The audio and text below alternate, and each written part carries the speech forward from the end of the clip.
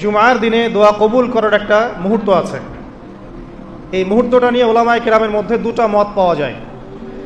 একটা হলো ইমাম খুতবা শুরু করার পর থেকে নিয়ে নামাজ সালাম ফেরানোর আগ পর্যন্ত এই সময়টুকু দোয়া কবুলের সময়। কোনো ব্যক্তির আকিদায় যদি শিরক না থাকে, আমলে যদি বেদাত না থাকে এবং রিজিকের মধ্যে যদি হারাম না থাকে, ইনশাআল্লাহ তাআলা আশা করা যায় সে যেই দোয়াই করবে ইনশাআল্লাহ আল্লাহ কবুল করবেন ইনশাআল্লাহ।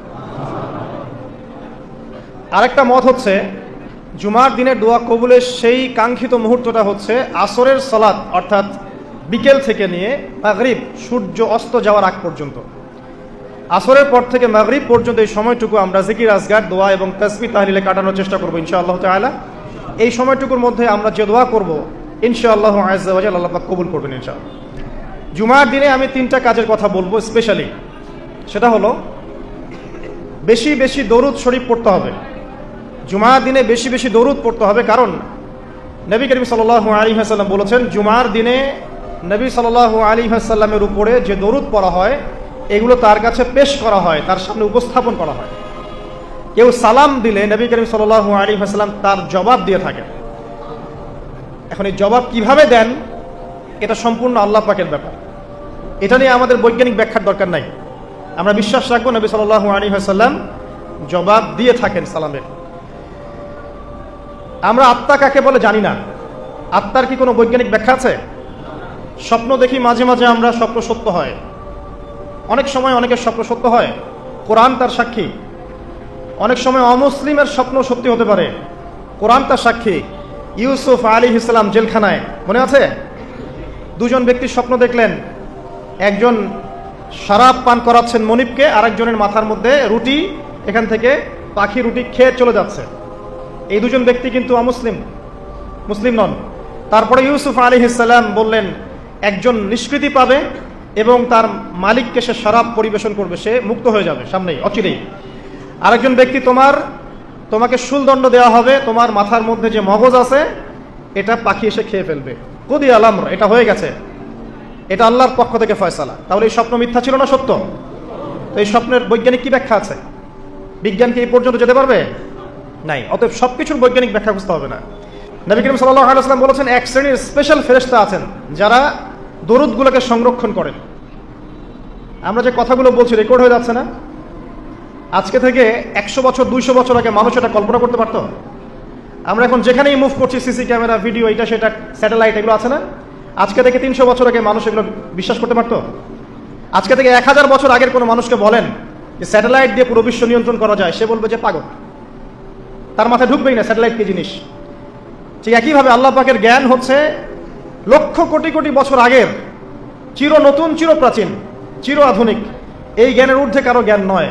এই জন্য এখন এগুলো কথা অনেকেই প্রশ্ন তোলে যে ফেরেশতা আবার কি জিনিস, জিন আবার কি, ইসলাম এগুলোতে কেন বিশ্বাস করে? সুবহানাল্লাহ। মানে তাদের বক্তব্য হচ্ছে ল্যাবরেটরিতে যেটা প্রমাণ করা যাবে না সেটার অস্তিত্ব নাই।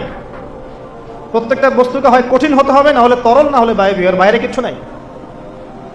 আসলে কি তাই?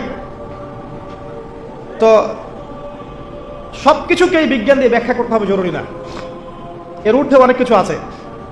এর জ্ঞান, এর শেষ সীমা থেকে আল্লাহ পাকের জ্ঞান শুরু হয়। অতএব এটাকেই চূড়ান্ত জ্ঞানের মানদণ্ড মনে করার কোনো কারণ নাই। আমাদের মধ্যে একটা শিরকি আকীদা ঢুকে গেছে এখন।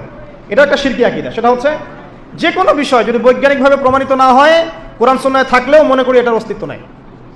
এটা আমাদের সাইকোলজিক্যাল সমস্যা। এখন এই জেনারেশনের বেশি সমস্যা, কারণ তারা পড়াশোনা করতে করতে মনে করছে সব কিছুকেই বিজ্ঞান দিয়ে প্রমাণ করতে হবে। তুমি তো তোমার আত্মাকেই প্রমাণ করতে পারবে না। একটা মানুষ হাঁটছে রাস্তা দিয়ে, পড়ে গেল, ডেড, এরকম হচ্ছে না? তাহলে কি এমন ছিল তার দেহের মধ্যে, বের হয়ে চলে গেল, সে ডেড? বলবে হৃদযন্ত্রের ক্রিয়া বন্ধ হয়ে মারা গেছে। তা ক্রিয়াটা বন্ধ হলো কিভাবে? কে হুকুম করলো? কার আদেশে বন্ধ হলো? কে নিয়ে গেল রুহটা, আত্মাটা?